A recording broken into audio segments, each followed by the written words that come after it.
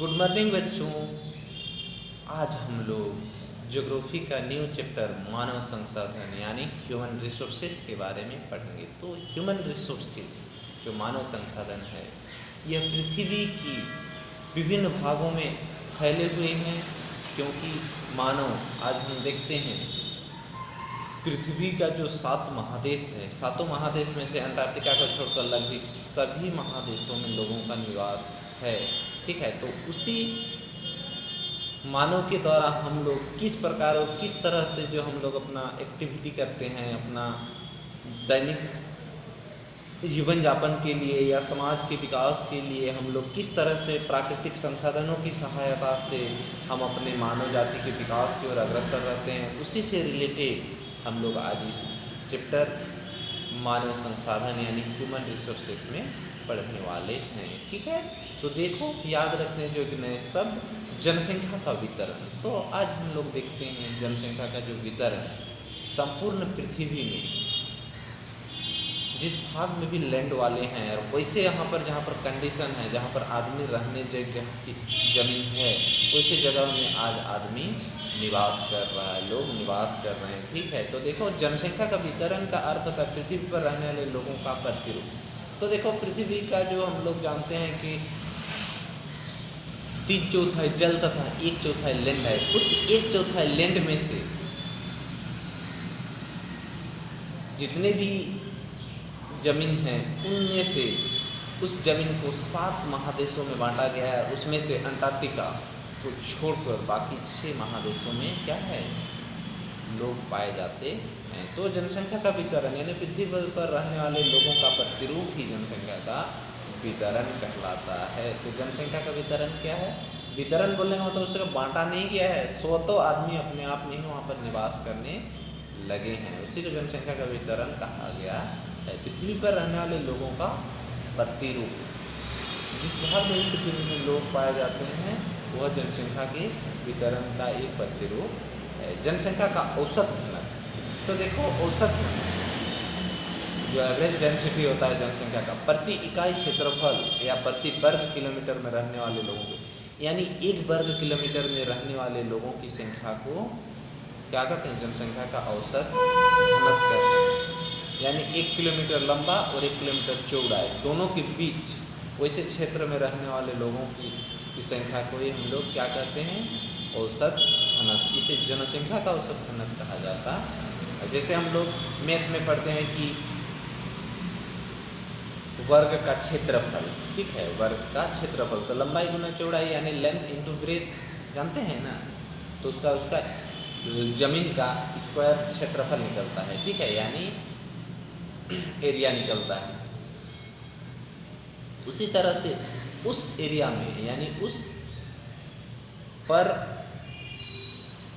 Square kilometre में रहने वाले लोगों की कुल संख्या को भी हम लोग क्या कहते हैं, जनसंख्या का औसत घनत्व कहते हैं। प्रति इकाई क्षेत्रफल या प्रति वर्ग किलोमीटर में रहने वाले लोगों की संख्या को जनसंख्या का औसत घनत्व कहते हैं। जन्म दर देखो, प्रति 1000 व्यक्तियों में जीवित जन्म लेने वाले शिशुओं की संख्या को जन्म दर कहते हैं, यानी बॉर्न रेट। ठीक है, तो देखो प्रति 1000 व्यक्तियों में जीवित जन्म लेने वाले शिशुओं की संख्या को जन्म दर कहते हैं। प्रति 1000 यानी ये सब जो 1000 व्यक्तियों में जीवित जन्म लेने वाले बच्चों की संख्या को जन्म दर। अब देखो मृत्यु दर, प्रति 1000 व्यक्तियों में मृतकों की संख्या को उसका मृत्यु दर कहा जाता है। अब देखो प्रवास, किसी एक स्थान से दूसरे स्थान पर लोगों का आना जाना उसका प्रवास कहलाता है।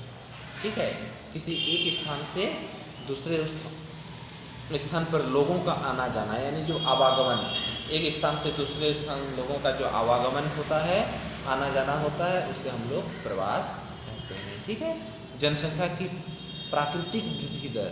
अब देखो जनसंख्या का प्राकृतिक वृद्धि दर क्या है। ठीक है, किसी देश में जन्म दर और मृत्यु दर के बीच के अंतर को उस देश का प्राकृतिक वृद्धि दर कहते हैं। ठीक है, यानी किसी भी देश की जन्म दर तथा मृत्यु दर के जो अंतर होते हैं उसे जनसंख्या की प्राकृतिक वृद्धि दर कहते हैं। आज दिनों दिन देखो पॉपुलेशन बढ़ रहे हैं, पॉपुलेशन बढ़ रहे हैं तो कहीं ना कहीं हम लोगों की जो जन्म दर यानी जो बर्न रेट है वो डेथ रेट से ज़्यादा है, तभी आज पॉपुलेशन बढ़ रहे हैं। ठीक है, जब जनसंख्या का देखो घटता है, जब जनसंख्या जो प्रति 10 साल में, प्रति 1 दशक में जो जनसंख्या की काउंटिंग आता है उसमें हम हमेशा देखते हैं कि जनसंख्या में वृद्धि हुई है। इसका मतलब हम सीधी तौर पर जान रहे हैं कि मृत्यु दर से ज़्यादा जन्म दर है, तभी हम लोगों की पॉपुलेशन, यदि मृत्यु दर ज़्यादा रहती, जन्म दर कम रहता तो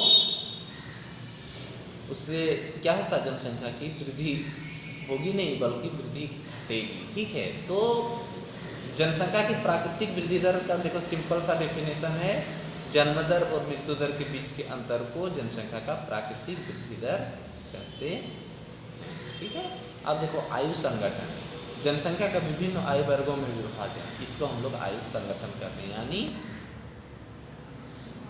जनसंख्या का देखो आयु संगठन, जनसंख्या का विभिन्न आयु वर्गों में विभाजन।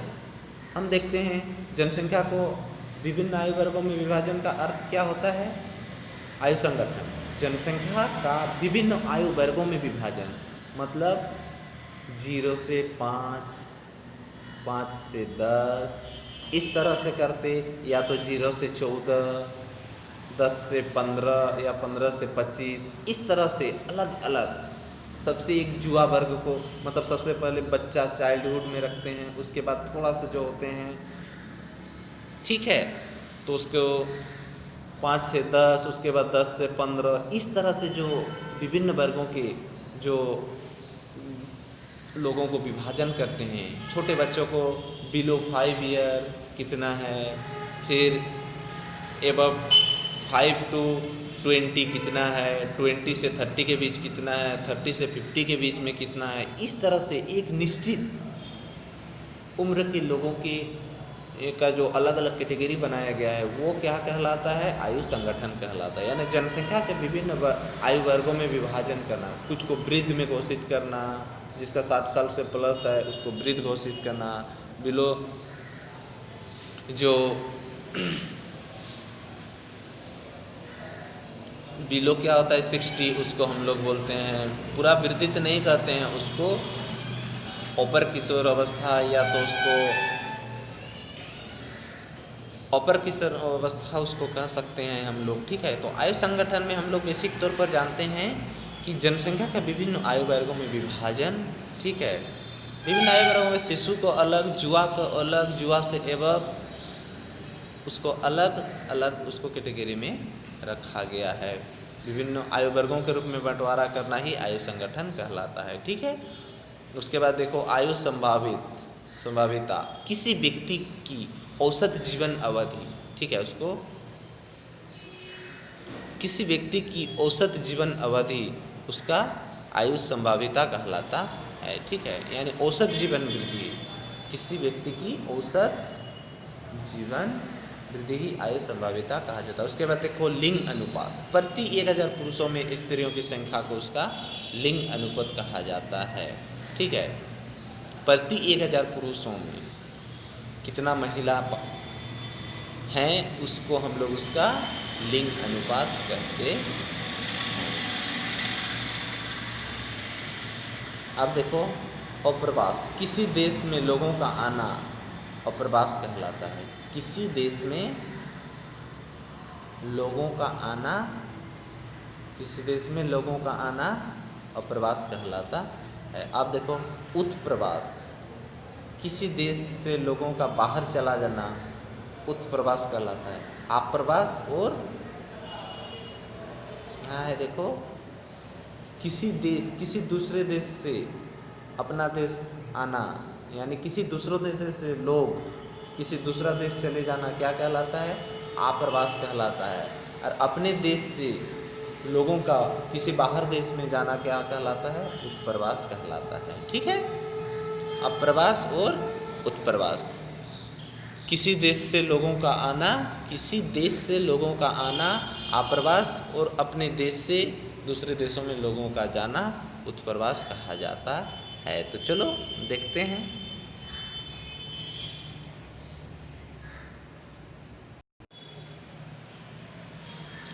अभी तक हमने पृथ्वी पर उपलब्ध विभिन्न प्राकृतिक व मानव निर्मित संसाधनों के बारे में पढ़ा है, ठीक है। हम लोग इससे पहले क्या पढ़ चुके हैं? अब तक हमने पृथ्वी पर उपलब्ध विभिन्न प्राकृतिक तथा मानव निर्मित संसाधनों के बारे में पढ़े हैं, लेकिन मानव भी अपने आप में एक संसाधन है, ठीक है।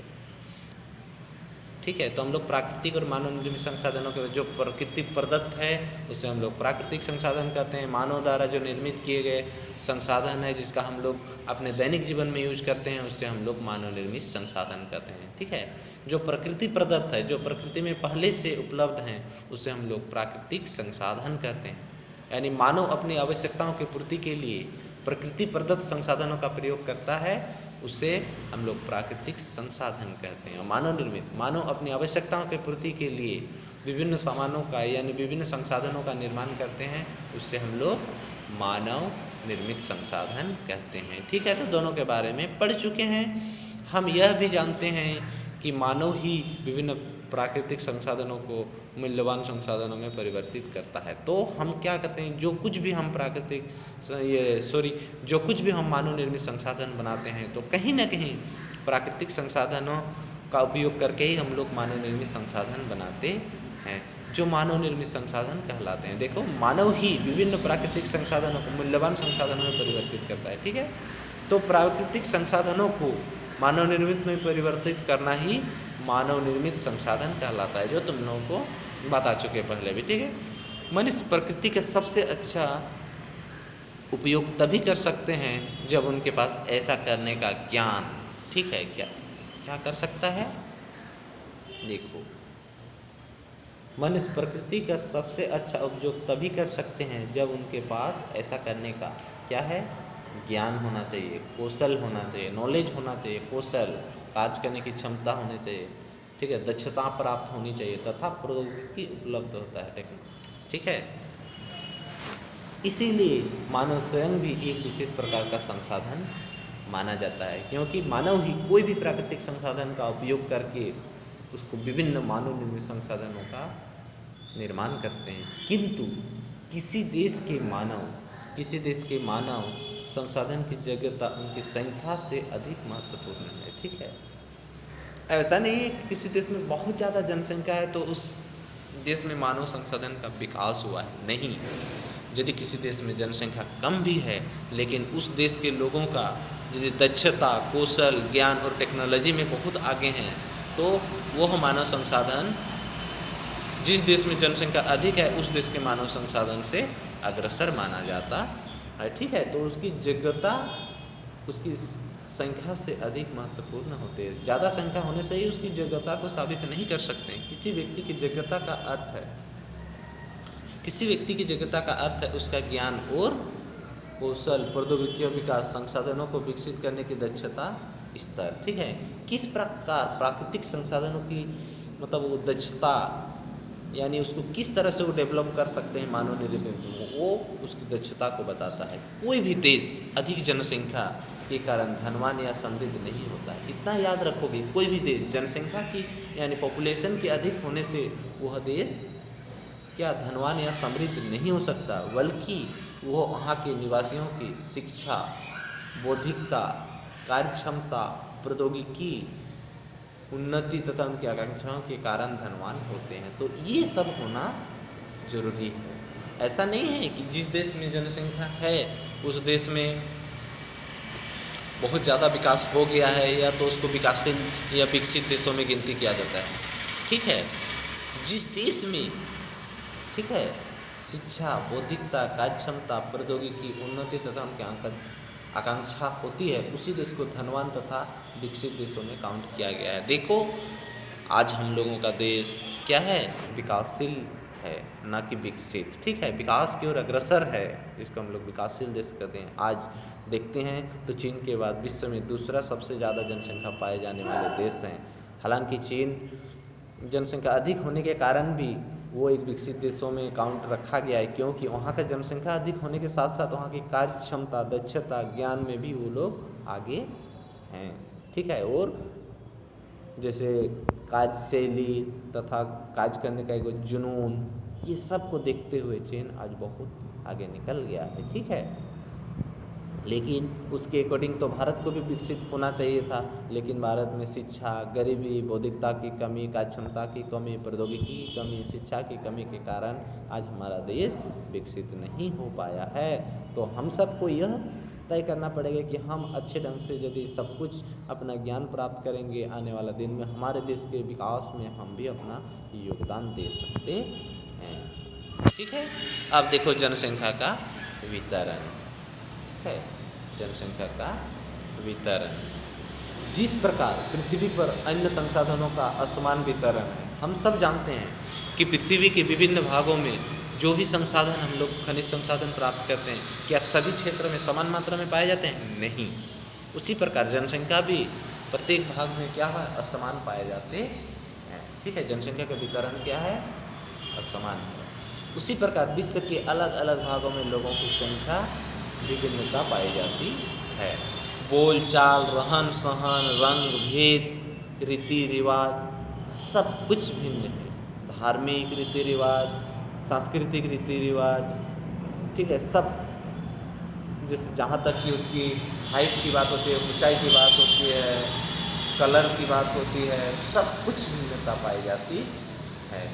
विश्व के कुछ भागों में लोगों की संख्या बहुत अधिक है तथा कुछ भागों में सामान्य तथा कुछ भागों में बहुत कम है, और कुछ भाग में तो जनसंख्या ही नहीं पाए जाते हैं। इस आधार पर विश्व भर में जनसंख्या के वितरण को 3 भागों में बांटा गया है। ठीक है। देखो कुछ भागों में, देखो विश्व के कुछ भागों में लोगों की संख्या बहुत अधिक है, कुछ भागों में सामान्य है तथा कुछ भागों में बहुत कम है। इसके आधार पर इसको 3 भागों में बांटा गया है। देखो, पहला घनी आबादी वाले क्षेत्र, सामान्य आबादी वाले क्षेत्र, और तीसरा विरल आबादी वाले। जहाँ बहुत ज़्यादा जनसंख्या पाए जाते हैं उसे घनी आबादी वाले क्षेत्र कहते हैं, जहाँ सामान्य जनसंख्या पाए जाते हैं उसे सामान्य आबादी वाले क्षेत्र कहते हैं, जहाँ कम मात्रा में जनसंख्या पाए जाते हैं उसे विरल आबादी वाले क्षेत्र में बांटा गया है। ठीक है। अब देखो,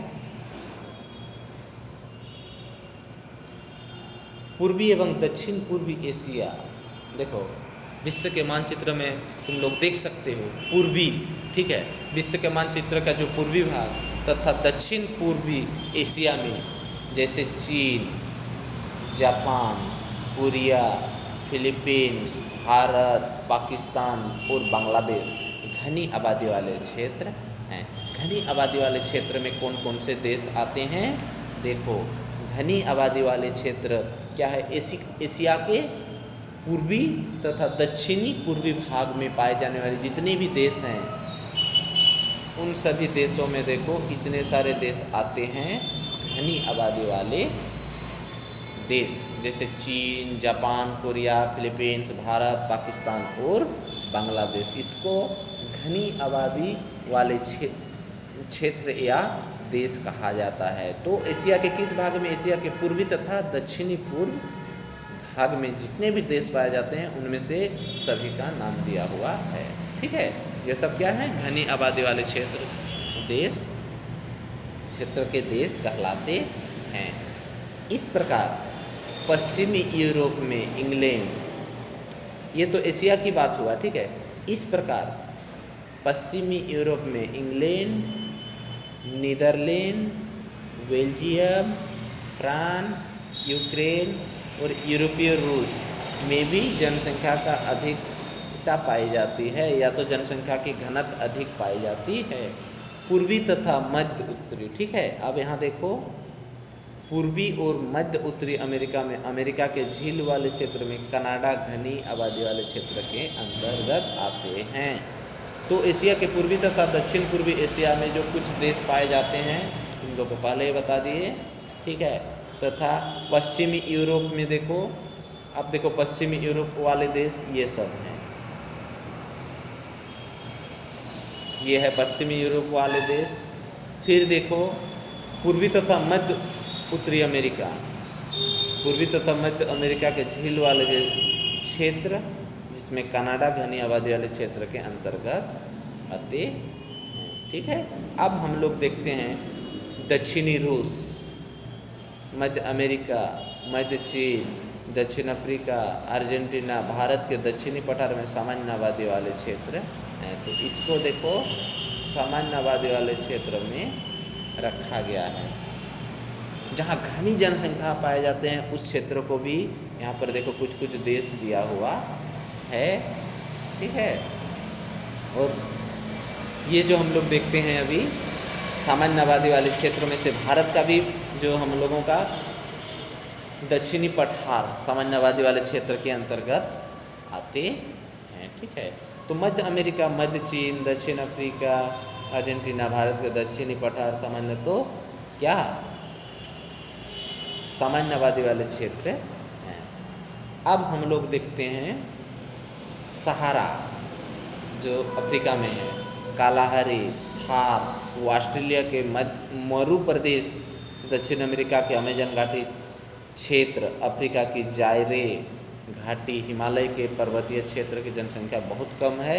इस प्रकार अंटार्कटिका और अंटार्कटिका क्षेत्रों में विरल आबादी वाले क्षेत्र हैं। तो ये 3 भागों में जो बांटा गया था, घनी आबादी क्षेत्र, सामान्य आबादी वाले क्षेत्र तथा विरल आबादी वाले क्षेत्र में तीनों को क्लासिफाई किया गया है। तो समझ में आ गया, इन सब देशों का नाम याद रखना, ठीक है। अब हम लोग देखते हैं, इस प्रकार हम देखते हैं कि एशिया विश्व का सर्वाधिक जनसंख्या वाले महाद्वीप है।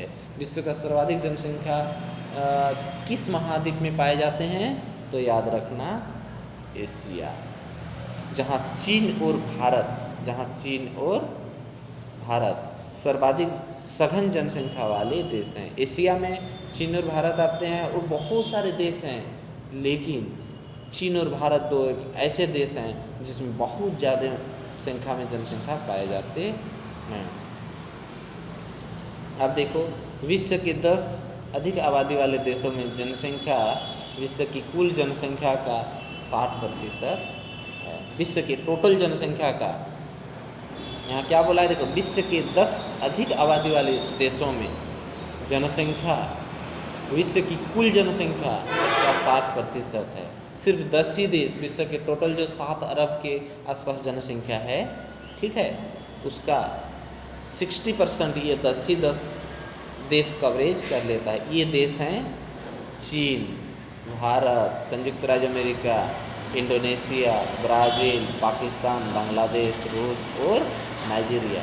इन 10 देश और यहाँ पर देखो जापान, ठीक है। इन सब देश को क्या जनसंख्या के आधार पे इसको क्लासिफाई किया गया है।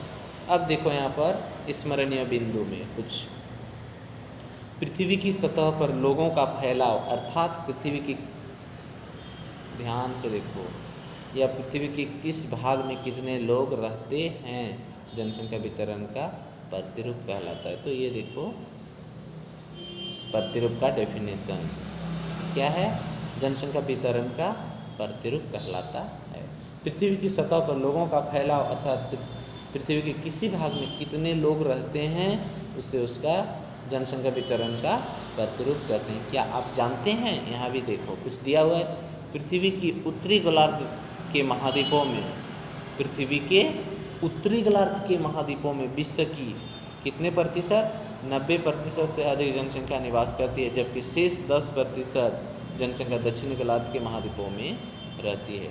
तो पृथ्वी के उत्तरी गोलार्ध के महाद्वीपों में कितने प्रतिशत जनसंख्या रहती है, 90% से अधिक, तथा 10% दक्षिणी गोलार्ध में रहते हैं।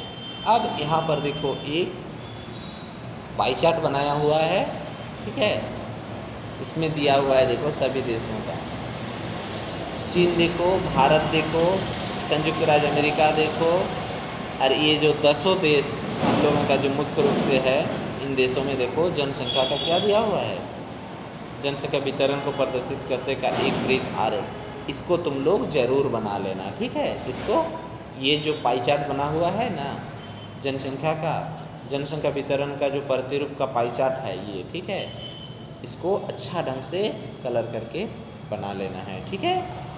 जनसंख्या वितरण को प्रदर्शित करता है एक वृत्त आरेख, जिसको हम लोग पाई चार्ट कहते हैं। अब देखो जनसंख्या घनत्व, ठीक है, अब देखो जनसंख्या घनत्व, पॉपुलेशन डेंसिटी। तो जनसंख्या घनत्व पृथ्वी की सतह पृथ्वी की सतह के एक इकाई क्षेत्र में, ठीक है। तो जनसंख्या घनत्व के बारे में हम लोग पहले भी डिस्कस कर चुके हैं। पृथ्वी के किसी क्षेत्र के यानी प्रति इकाई क्षेत्रफल पर पाए जाने वाले लोगों की संख्या को हम लोग जनसंख्या घनत्व कहते हैं। प्रति इकाई क्षेत्रफल या प्रति वर्ग किलोमीटर क्षेत्र में पाए जाने वाले लोगों को जनसंख्या घनत्व कहते हैं। हो गया ना याद। किसी सतह के प्रति इकाई क्षेत्र यानी पृथ्वी की सतह के प्रति इकाई क्षेत्रफल पर पाए जाने वाले लोगों की संख्या